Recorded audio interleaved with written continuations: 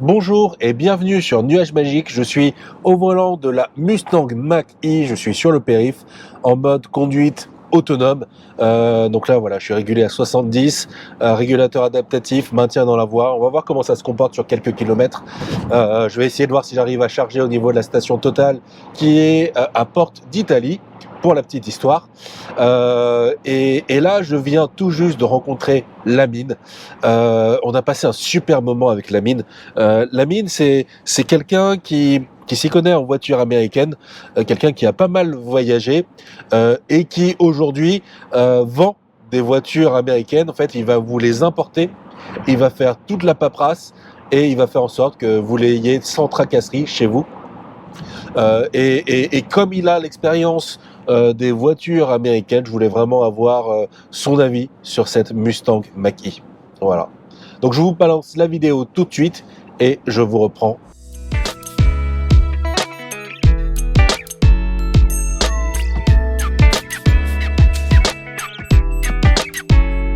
Vous le savez, je suis sur une séquence Ford Mustang Mach-E.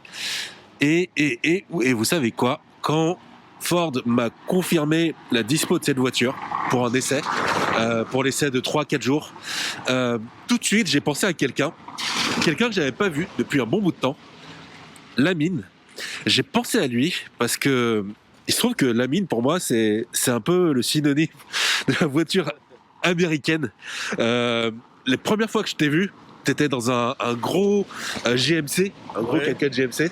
Ouais, GMC Yukon Denali de 2004, un V8 de 6 litres 2. Genre c'est le genre de voiture que je voyais que dans les films. Une belle voiture. Et j'ai suivi un peu de loin ton parcours via Michael. Et je savais que tu continuais dans le business des voitures et que tu importais des voitures américaines et notamment des Mustangs et des Camaro. Exactement. Et tout de suite, je me suis dit, il y a une connexion à faire. Toi, ces voitures-là, tu les connais, les Mustangs, les Camaro, les voitures américaines de manière plus générale. Et je voulais avoir un peu ton avis, ta perception sur cette voiture. Je sais que tu l'as déjà aperçue, tu l'as déjà croisée. C'est pas ton premier regard sur la voiture.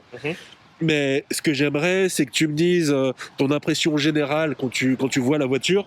On le voit partout, c'est badgé Mustang. On voit le cheval partout. Et moi, au final, j'aimerais bien que tu me dises, est-ce que ce cheval, il est mérité, tu vois? Ou est-ce qu'il est usurpé? Pour l'instant, je suis vraiment partagé. Mais en tout cas, la voiture, elle a vraiment des belles lignes. Elle est vraiment acérée, on va dire. On peut faire le tour? Tiens, je te laisse le micro. Ouais, ok. On peut faire le tour? Ouais, on peut faire le tour. Donc, je trouve que la calandre, là, elle est un peu à l'image de la Mustang, de base. Hein. Voilà, donc... Donc, quand tu regardes de face avant, comme ça, tu vois des codes stylistiques qui se rapprochent de la Mustang. Ouais, surtout la dernière Ford Mustang, là. Donc, les phares qui sont là, les phares. Et puis, le logo. Le logo, il est assez large, assez imposant. Et le fait d'avoir une calandre pleine comme ça, c'est quelque chose qui existe d'habitude? Non, normalement, non. Là, ça se voit qu'elle est typée, elle est vraiment faite pour... Enfin, elle est typée électrique, quoi. Parce que normalement, les calandres, elles sont beaucoup plus grosses et puis elles sont aérées. Et ça te choque pas de voir une calandre pleine comme ça, sur cette voiture? C'est ce qui intrigue, hein.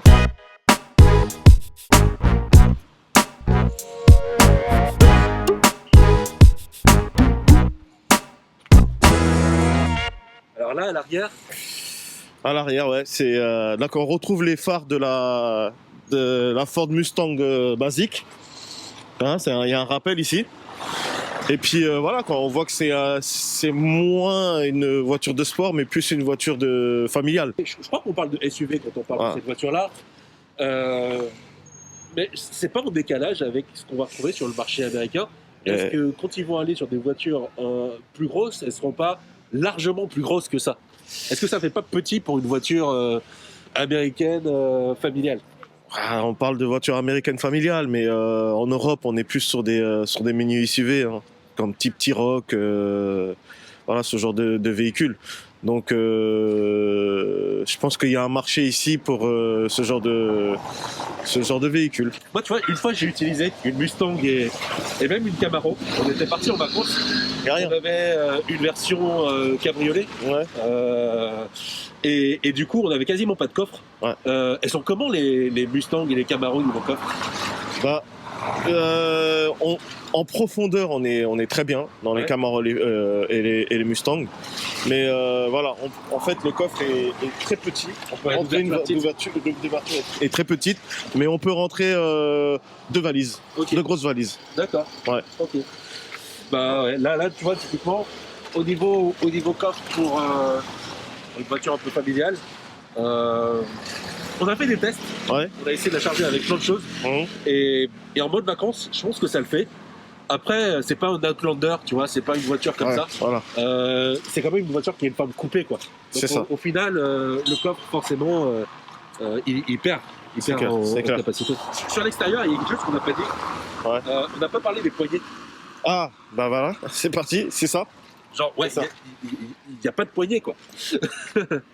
Je te laisse ouvrir la porte. Vas-y. Ouais, un simple bouton, quoi. Simple bouton. Tu vois, je trouve qu'ils l'ont fait un petit peu à la Tesla en essayant d'amener une idée nouvelle. Ouais. Ils ont supprimé la poignée fixe, ils ont mis ça. En vrai, ça, je pense qu'ils auraient pu quasiment pas en mettre parce que si tu regardes à l'arrière, c'est Il le n'y en même a pas, système c'est le même système. et t'en as pas. Et attends, à l'arrière, ça se passe comment? C'est pareil. Et tu attrapes la voiture, il Voilà. n'y a pas de poignée là. Du Voilà, coup, il y a pas de ok. Ouais, soit ils auraient dû mettre une poignée, soit ils auraient dû l'enlever, quoi. Donc bon, après, peut-être que leur position, c'est de se dire, ok, les places à l'arrière, tu vas les utiliser moins souvent. Ils voulaient être sûrs qu'il n'y ait pas de plainte sur le marché américain ou même ailleurs, Ouais. de gens qui disent même on n'y arrive pas, on n'y arrive pas, on n'y arrive pas. De manière générale, cette voiture, je trouve qu'elle est un peu agressive. Et en fait, il y a plusieurs personnes qui vont déjà soit arrêter, soit fait des remarques, soit juste en me disant ah tiens comme ça sur la Ouais. route. Je pensais pas. Quand ils me l'ont passé au début, je pensais que c'était une voiture qui passerait peut-être un peu inaperçue, surtout qu'elle est grise. Et non, en fait, Non. elle plaît, elle dénote, les gens la remarquent dans le trafic.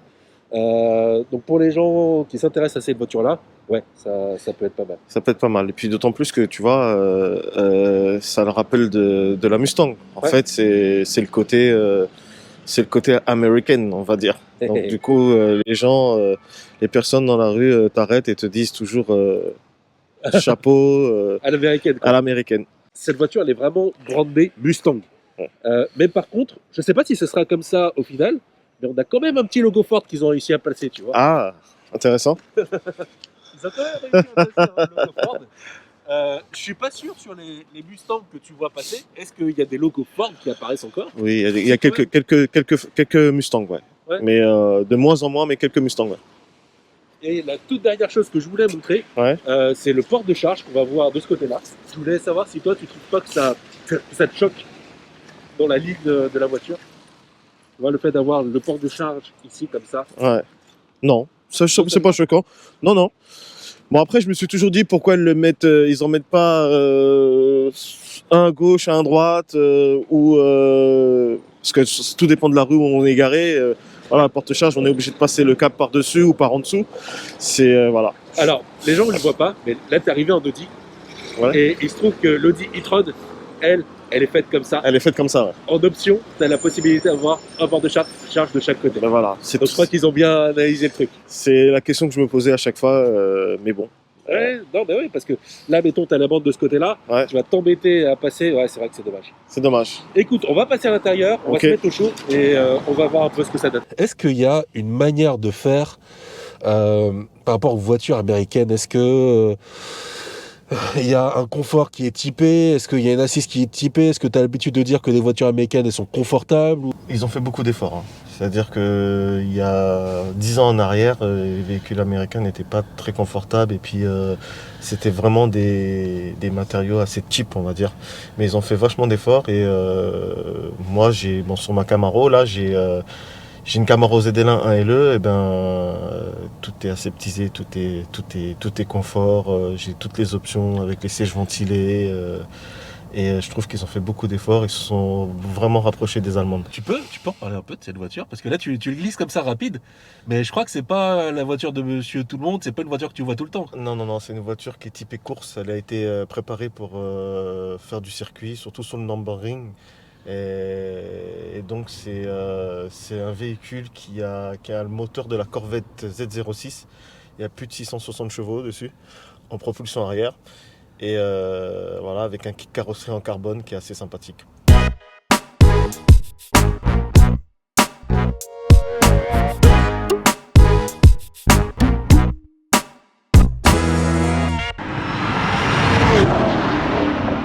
Et ça tient bien la route, ça? Ça chasse beaucoup. En temps de pluie comme ça, non, faut pas trop s'amuser avec ce genre de véhicule. Et Voilà. ça, du coup, c'est ta voiture du moment? C'est ça? C'est la voiture du moment, c'est la voiture que j'ai importée pour un client là. Donc Ok. voilà. Et puis après, peut-être que je passerai sur une Ford Mustang, la dernière Shelby, la 500 GT, Ah, en nice. espérant. Ok. Voilà. Bon, après, on a des problèmes encore avec ce genre de véhicule. Bon, c'est pour ça que je suis là aussi pour voir un peu comment se comportent les électriques. Pour les cartes grises, donc là, sur des véhicules de type donc la Camaro que j'ai en 2021, avec une carte grise 2021, j'en ai pour au moins 45 000 euros de carte grise. Tu parles du prix de la voiture, 45 000 euros. Non, non, non, non. Je parle de la carte grise. Ok, donc c'est le malus. C'est le malus qu'on prend là depuis l'année dernière. Et ça va augmenter encore jusqu'en 2024, jusqu'à 55, entre 50 et 55 000 euros la carte grise. Donc malus compris, carte grise 55 000 euros. Ok, donc alors, toi, enfin, on le refait, toi, ton activité, une de tes activités, c'est Mhm. notamment la revente de voitures que tu fais importer. Donc Ouais. tu gères quoi? Tu gères la paperasse? Le client, il vient, Ouais, il te dit je veux telle voiture. Tu exactement. sources la voiture, tu Je, fais tout? je fais toute la recherche de A à Z, l'import et les papiers.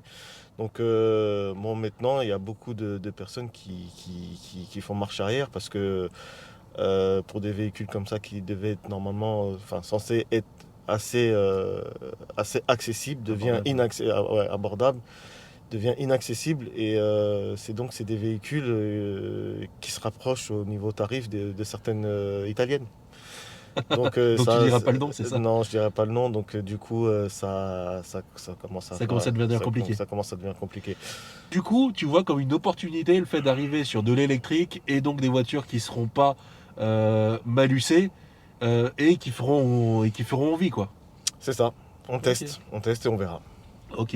Et qu'est-ce que je voulais te dire d'autre? Du coup, c'est quoi le nom? Comment on te retrouve pour suivre tes activités, savoir comment rentrer en contact avec toi? Ah, donc j'ai un site internet qui s'appelle wildthingfrance.fr. Je démarche un peu, je suis un peu partout sur les réseaux. Voilà. Ok. Wildthingfrance.fr. Ok. Donc de toute façon, si vous êtes intéressé par des voitures américaines, surtout vous me contactez dans les commentaires et je pourrais vous donner ces coordonnées en direct. Et il y a aussi quelque chose à dire, c'est qu'en ce moment, donc on est sur des véhicules de 2020-2021. Les cartes grises sont très chères, mais maintenant il y a un marché de 2017-2018 où les cartes grises sont très abordables. On est encore à 9 000 euros sur des cartes grises pour des véhicules comme la Camaro que j'ai là en ce moment, et en sachant que chaque an c'est dégressif de 10% la carte grise. Donc ils enlèvent 10% du prix de la carte grise chaque année. Donc Ok. les véhicules de 2021 maintenant en 2024-2025 auront 30-40% en moins sur la carte grise. Mais en fait, si mettons je prends une Mustang, une Camaro des années, je sais pas moi, 70-80, et que je veux la faire importer, et que c'est une voiture qui est hyper polluante, est-ce que j'aurai un malus ou pas? Non, c'est Ok. considéré comme véhicule ancien, comme tout ce qui est 2 chevaux, véhicule de collection. Donc déjà Ok. la carte grise elle est pratiquement gratuite. Et la taxe est de 5,5%. Et sur ça, tu peux aider sur le genre de. Oui, bien sûr, je peux aider sur ce genre de dossier, hein. Ok. Si les personnes ont des dossiers compliqués, bah, il suffit juste qu'ils m'envoient un mail et puis voilà. Ok. Bon, bah cool. Bah, merci pour cette petite aparté sur tes activités. Et maintenant, le but, bah, c'est qu'on essaie de rouler un petit peu avec cette voiture et que tu me dises ton ressenti. Allez, ça marche. Alors, pour commencer, je vais te dire que juste ici, Mhm. tu as plusieurs modes. Je te laisserai les mettre en fonction de ton envie et la découverte que tu veux faire. Le mode active, c'est le mode du quotidien. Mhm. Le mode whisper, murmure, c'est le mode qui est tout en douceur. L'accélération est moins brutale et il y a moins de récupération d'énergie. Ce qui veut dire que quand tu lâches l'accélérateur, bah, tu n'as pas cette sensation de frein. Tu es plutôt en roue libre. Et le mode untamed, indompté, je crois, ou indomptable, Mhm. celui-là, c'est genre, ça t'envoie tout à la gueule, quoi. Enfin, c'est accélération à fond, c'est récupération à fond. Dès que tu lâches la pédale d'accélérateur, ça te met de la régénération au D'accord. maximum de ce que peut la voiture. Et il y a une petite chose que tu pourras tester si tu veux, c'est le son de propulsion.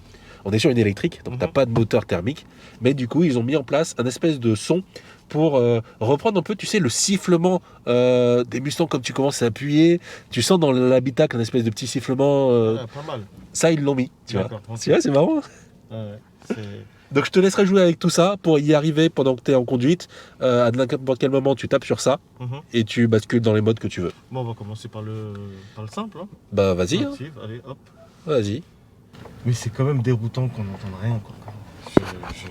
C'est pas la première fois que je conduis un véhicule électrique, mais Bah, c'est- J'ai tendance à dire que le plus frappant, c'est pas à l'intérieur, c'est à l'extérieur. c'est, Parce que du coup, tu les entends pas arriver. Et moi, pour avoir des voitures électriques depuis un bout de temps, je me suis habitué du confort de conduite à l'intérieur, donc pour moi, c'est même plus un sujet. Mhm. C'est plus quand je reviens sur une voiture thermique que ça me fait bizarre. Je me dis, mais qu'est-ce qu'il y a? Il y a un problème, il y a un bruit, il faut l'amener chez le mécano, tu vois. Et en revanche, j'ai pas l'habitude d'être à l'extérieur. Et quand je suis à côté d'une Tesla, maintenant, je me dis, mais waouh, c'est super silencieux en fait. Et cette voiture, je trouve qu'elle est particulièrement silencieuse et plus silencieuse que ma Tesla. Ah ouais. Ouais, je trouve. Mais on perd ce côté quand même, voilà, sportif hein, quand même. Hein. Il y a des personnes qui veulent des Ford Mustang parce que ils veulent entendre le son du V8 quand même. Bah, c'est ça. C'est ça. C'est Et ça. on ne trouve pas, mais il faut être dans l'air du temps aussi. Après, on trouve pas le bruit. On va voir si on retrouve le couple et on va voir si on trouve la puissance. Parce que c'est peut-être là qu'on va se rattraper. Donc tu vois, cette voiture-là, elle a des fonctionnalités d'aide à la conduite, où elle va te permettre de te maintenir dans la voie, régulateur adaptatif. Euh, Moi, je l'ai testé, hein, je l'ai confronté un peu à la Tesla. Euh, Moi, je dirais que c'est vraiment plus de l'assistance que de la conduite autonome. Donc sur un long trajet, ça va t'aider. Mais tu pourras pas te dire vraiment je suis en mode conduite automatique. Et qu'est-ce que tu penses du compteur de vitesse qui est juste devant toi? Bah écoute, j'ai pratiquement la même chose aussi. Tiens, hop. Ah tiens, ça va peut être la mienne. Ah, c'est marrant, en rouge aussi, tout pareil. Euh, Non, mais en fait, ce qui me déroute le plus, c'est l'écran. Bon, après, j'ai vu sur une Tesla que c'était quasiment pareil. J'aurais bien aimé que ce soit incrusté en fait Plus euh, dans la console plutôt dans- qu'un truc qui sorte. Ouais. Donc typiquement, sur la Model S ou la Model X, c'est comme ça, c'est incrusté, ça sort pas. Ça, c'est Alors pas. que sur la Model 3, ça sort un peu sur ce Non, principe-là. il y a pas l'affichage tête haute. Non, D'accord. non, non. Et je l'ai pas vu dans les packs d'options. D'accord. Et voilà. Ok, super. Bah ça, il a tendance à s'agiter assez vite. Ouais. Il va déclencher un freinage d'urgence alors que j'étais parfaitement alerte et que je voyais qu'est-ce qui allait se passer. D'accord. Donc ouais, il y a des réglages. En fait, ça, tu peux l'affiner et tu peux faire en sorte qu'il réagisse assez tard. Mais on n'est pas un peu dans l'ère de l'hyperconnexion entre les smartphones, les véhicules. Il y a un moment, je trouve que ça fait trop. Quoi. Ah bah là, on est carrément hyper connecté. Hein. C'est- Je vais te dire, depuis le smartphone, j'ai accès à la pression des pneus. Ok. Donc ouais, on est hyper connecté. Et c'est ça aussi, c'est que pour moi, il y a des approches différentes, il y a des sensibilités différentes. Quelqu'un peut avoir envie d'aller vers une électrique sans forcément avoir envie de conduite autonome et sans forcément avoir envie d'hyperconnexion, comme tu dis. Et donc du coup, c'est bien d'avoir des constructeurs qui ont des approches différentes. Ouais, c'est Tu vois, il n'y a pas une vérité, il y a plein de vérités et chacun, je pense, qu'il peut trouver son truc. Et je pense qu'il y a des gens qui vont être vraiment séduits par cette voiture parce que sur ce point-là, elle apporte des choses différentes de Tesla. il y a ce côté où je me dis, ouais, bon, on charge le véhicule, on part, et il faut s'arrêter, trouver une borne et charger. Et j'ai l'autre côté qui me dit, c'est bien aussi d'avoir à mettre son essence quand on en a envie. Voilà. Donc, tu te sens un peu obligé de quand même calculer ton itinéraire quand tu fais de la route, quoi. Bon, Alors, je vais te dire, il y a deux approches. Il y a l'approche du quotidien. Quand tu vas faire tes trajets de genre chaque jour, tu feras moins de 200-300 km. mm, Quand tu es comme ça, la recharge, c'est même plus un souci. Parce mm, qu'en fait, tu arrives chez toi, tu la branches et t'oublies. Et ça te prend à peine 2 secondes et tu es chargé en permanence, tu es prêt à partir. Aucune question. C'est quand tu vas commencer à aller sur la route que tu vas vraiment te poser cette question-là. mhm, Tu vas à Marseille, là, tu as un imprévu, tu dois aller à Marseille. Bon, on est en confinement, donc c'est pas évident, mais allez, mettons. Comment tu t'organises? Et c'est vrai que là, il y a quand même un pli à prendre, un peu d'organisation. En fonction des marques, ça peut être plus ou moins simple ou compliqué. Et là, ils ont fait plutôt bien le boulot parce que si tu prends certaines marques, si tu prends par exemple, je sais pas, une Peugeot ou une Renault, que tu lui dis que tu veux aller à Marseille, elle va te dire, bah, t'arrives dans 5 heures, 6 heures, 7 heures, enfin, elle va te donner le temps, mais elle va pas te dire, attention, en fait, tu vas devoir charger, et du coup, moi, je te donne que le temps de conduite. Et mm, après, il va falloir que tu rajoutes le temps de charge. Et il va falloir que tu sélectionnes les bonnes bornes, les bornes les plus rapides. Alors que cette voiture-là, si tu lui dis où tu veux aller, elle va directement t'emmener vers les bornes qui valent le coup, qui sont rapides, et elle va te dire, bah, ton trajet, tout compris, arrêt de charge compris, il va prendre ton temps. Donc il arrive à faire en sorte que ce soit simple. d'accord. Donc ça c'est bien. Après, ok, tu es obligé de t'arrêter. Euh, Si jamais tu es dans un profil de voyage genre jeune, célibataire, pas d'enfant, de toute façon tes arrêts c'est pour pisser à peine 3 minutes et tu repars, Mm, tu sentiras un changement. Si tu fais des trajets euh, avec les enfants, il faut s'arrêter.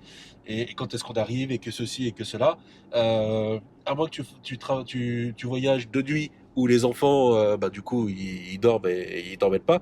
Mais si tu voyages de jour, tu es obligé de t'arrêter. Et au final, tu t'arrêtes plus pour les enfants que pour la voiture. mhm.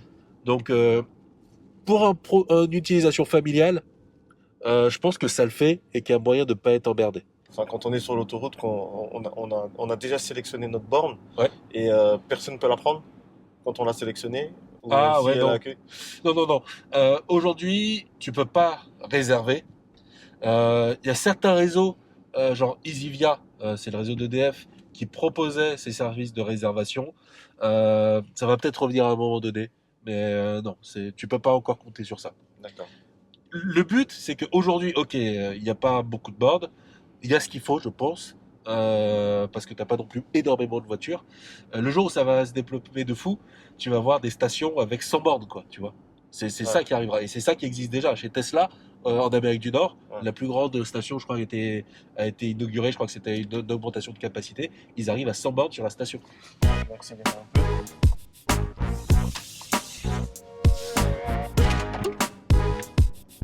Ah ouais.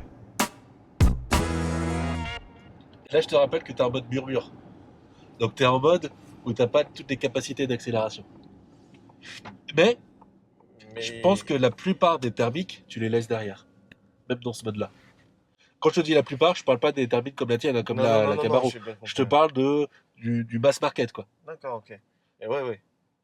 Ah, c'est impressionnant. C'est marrant parce que, enfin, j'imagine un peu cette voiture, un peu, je pourrais l'appeler Mohamed Ali, tu vois. Parce que elle est impressionnante, elle est quand même grosse, Ouais. même si c'est pas la plus grosse hein, des bagnoles. Et en même temps, elle paraît un peu légère, quoi. Mais là, quand j'ai accéléré, c'était hyper fluide, hein. Ce qui me déroute, quand même, c'est le fait qu'il n'y ait plus d'un-coup, quoi. Ouais, Que tout est aseptisé, il n'y a plus d'un-coup, ça part tout seul, quoi. ouais, c'est vrai. Mais tu vois, j'ai des amis motards qui m'ont fait cette réflexion-là en me disant, ouais, mais tu vois, moi j'ai l'habitude de la vitesse en moto, mais là, limite, ça leur faisait peur, quoi. Ah ouais. T'as l'impression de plus avoir le contrôle sur le véhicule hein, quand ça part comme ça. Je vais changer de mode pour voir. Est-ce qu'on peut tester le bruit, Ouais, le vas-y. son de la propulsion? Vas-y. Hop. Ah ouais. Il y a un petit son. Hein. On sent un peu le son du ronronnement du V8, on va dire. Essaie d'appuyer un peu fort pour voir. Faut pas ralentir. Ah ouais, d'accord, ok. Ah, ils ont fait ça quand même. Hein. C'est Allez, drôle. ah là là, ils ont fait ça quand même. Hein. Ah, je sens que je te fais plaisir là. Ah là ouais, là je sens que je récupère mon... Ah ouais, c'est impressionnant. Mais tu vois, ce mode-là, il y a plein de fans de voitures électriques qui vont dire que c'est un non-sens total et que c'est juste une hérésie parce que c'est une voiture électrique, ça devrait être silencieux. Mais moi, ce que je dis, c'est que il y a plein d'avis différents et surtout, il y a des gens qui sont passionnés de mécanique, quoi, tu vois, et que tu peux pas leur enlever. Enfin, ça fait partie des sensations, ça fait partie des choses qui font que les gens aiment Mais, la voiture ou bien pas. sûr, mais qui aime Et accélérer aussi. Mais là, moi, là, je retrouve encore une sensation, je retrouve c'est un ça, sens. c'est ça qui est Ah, là. merci pour cette option. Donc merci Mustang, Ford, merci d'avoir pensé à ça. Et donc voilà, vous avez raison en fait. Vous avez bien fait de mettre cette option-là parce que on est dans une voiture électrique, c'est limite aseptisé. Comme je te Ouais. disais, t'appuies et tu te rends pas compte et juste ça accélère. Et ça, ce genre de fonction, ça me fait penser limite à ce qu'on appelle les retours haptiques. Quand Apple maintenant met des boutons à retour haptique, donc c'est un bouton qui normalement mécaniquement est pas censé bouger. T'appuies, normalement il se passe rien. Mais il se trouve que pour l'humain, c'est plus pratique d'avoir un bouton où quand t'appuies, il y a un retour, il se passe quelque chose. Comme ça, on sait qu'on a appuyé et qu'il s'est passé quelque chose. Mhm. Euh, c'est sur le même niveau. Là, on a le son qui permet de savoir, ok, j'accélère, il se passe quelque chose. Je sais où j'en suis. C'est Et en plus, franchement. le bruit est plutôt flatteur. Ouais, c'est flatteur, c'est voilà, ils ont repris, mais ça reste encore très doux. Enfin, je veux dire à l'oreille, hein, C'est pas surfait, je dirais. c'est voilà, c'est pas surfait, C'est pas c'est surfait et ça ressemble. Enfin, pour avoir, alors, j'ai pas ton expérience en Mustang et Camaro, hein, mais l'expérience que j'ai eue, ça me faisait un peu penser à ça. ouais. Il me manque cette chose où je puisse accélérer euh, et gérer la puissance moi-même, on va dire. Et avoir ce moment où je peux accélérer pour avoir une certaine limite, ou un certain bruit, on va dire, et que je n'ai pas ici. Mais en accélération, je retrouve des vraies sensations. Voilà, en accélération, c'est tout de suite, c'est du linéaire, c'est impressionnant. Ouais, là j'accélère, c'est fou. Ah ouais, ça envoie. Hein. Ouais, donc niveau perf, c'est au niveau sensation de conduite, t'as un C'est, petit peu de perte j'ai un par peu de perte. rapport à J'ai un petit un peu de peu ton perte. idéal et voilà. Après, on peut pas comparer l'incomparable. C'est des véhicules ouais, que j'importe et que je revends. C'est surtout des véhicules loisirs, plaisir, circuit. Là, on reste encore sur de la familiale qui est prêt à taper petite 208 GT. Voilà, ça reste familial et voilà, on sait qu'on peut accélérer si on a un problème pour doubler. On sait que voilà, on se sent en sécurité, mais on peut pas comparer. Voilà, Est-ce si. que sur une voiture comme ça, mettons tu vas, je sais pas, en Corse ou sur des routes avec des virages, tu vois, des routes un peu écharpées, Hmm. est-ce que tu te prendrais à faire de la conduite un peu sportive avec cette voiture-là? Alors, oui et non, parce que j'ai besoin d'avoir ce frein moteur que j'ai pas. Ok. Le frein moteur, hein, c'est Ouais, super pouvoir le important. gérer comme tu veux, quoi. Voilà, pour pouvoir prendre certaines courbes, on a besoin Là, c'est vachement linéaire, on freine Et au niveau de la direction de la suspension, qu'est-ce que tu en penses? au top. Franchement, bon, c'est moins tape-cul qu'un véhicule, ça n'a rien à voir. C'est confort, Bon, tu peux le dire, hein. c'est très confort, c'est très très confort. Ah, j'accélère là, je suis fou. Ouais, c'est moins tape-cul, ça reste très confortable et on se sent vraiment en sécurité, quoi. Vraiment en sécurité. Voilà, moi j'ai moins d'appréhension là que sur sur ma Camaro. J'ai vraiment moins d'appréhension de la conduire. Là, je me sens à l'aise. Voilà, quand on est sur la Camaro ou une Ford Mustang, on est toujours voilà, Mais du coup, ça très, doit être fatigant. très fatigant. On s'énerve beaucoup plus vite sur une voiture de sport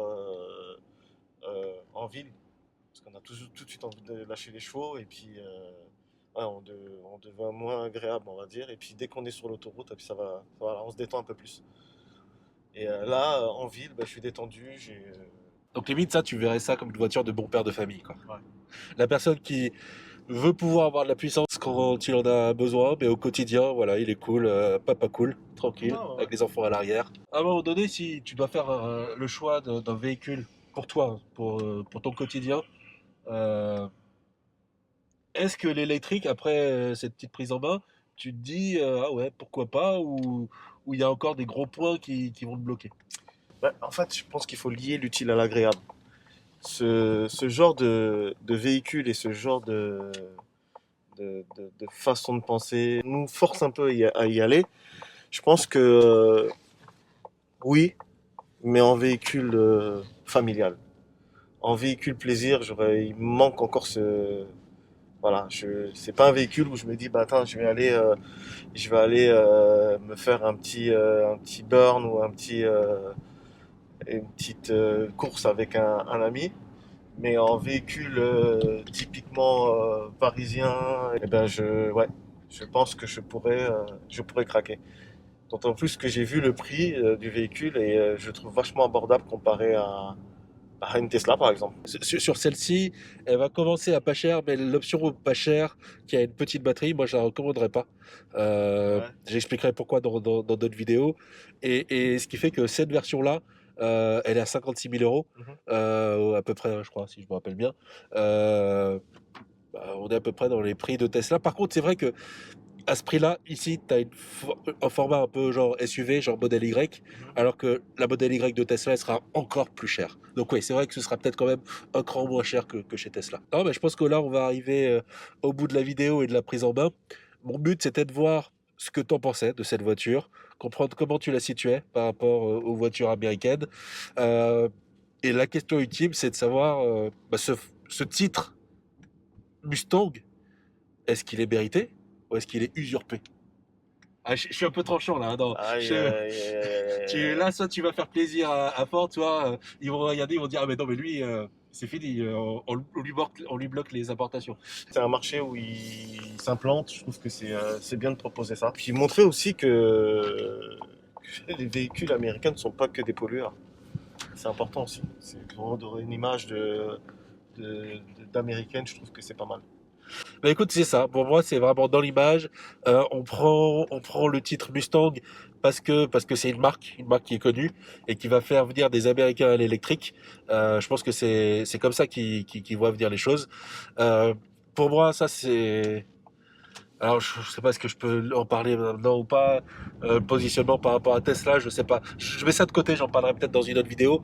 Euh, En revanche, je pense que ça, c'est une voiture qui a de quoi damer le pion à beaucoup de SUV thermiques. Voilà. Ouais. Donc beaucoup de SUV familiaux, de voitures familiales thermiques. Je pense que voilà, si vous testez les deux, il y a moyen que vous en sortiez de la concession avec cette voiture-là. Et que vous en soyez content. Voilà. Je pense aussi. Merci Lamine. Merci à toi. Hein. Voilà, de retour avec moi sur le périph. Vous le voyez, je pense que Lamine est sorti plutôt séduit de cet essai. Je pense qu'il avait des réserves, même au début, sur la manière dont se comportait la voiture. Et on voit qu'en fait, cette Mustang Mach-E, ça peut être une machine à faire basculer les gens du thermique à l'électrique. On va pas se mentir, aujourd'hui, les électromobilistes, on ne représente pas la majorité. Alors, si on veut dire qu'on est le futur, peut-être qu'on est le futur, je ne sais pas. Mais clairement, tous les autres, les 95% des autres gens, ils ne nous voient pas forcément comme le futur. Et Lamine, lui, je pense qu'il fait partie de ces gens-là qui s'intéressent au sujet sans être convaincu, qui a quelques réserves. Et je pense qu'il y a plein de passionnés de l'automobile qui sont comme lui, qui ont les mêmes réserves que lui. Et je pense que c'était vachement intéressant de voir ça. Donc merci à lui d'avoir partagé ce moment avec moi. Et puis même la discussion qu'on a eue autour, c'était super intéressant. Génial, j'ai hâte d'avoir l'occasion de le revoir. Et c'est marrant parce que là, je vous fais une vidéo sur la Mach-E, mais partout, je vois des Tesla. Il y a une Model 3 derrière moi, une belle Model 3 blanche. J'en vois un peu partout des Model 3. ça devient mainstream. Et j'ai envie de voir si des voitures comme la Mach-E vont réussir à tirer un peu leur épingle du jeu de l'électrique. Je vous dis à la prochaine sur Nuage Magique.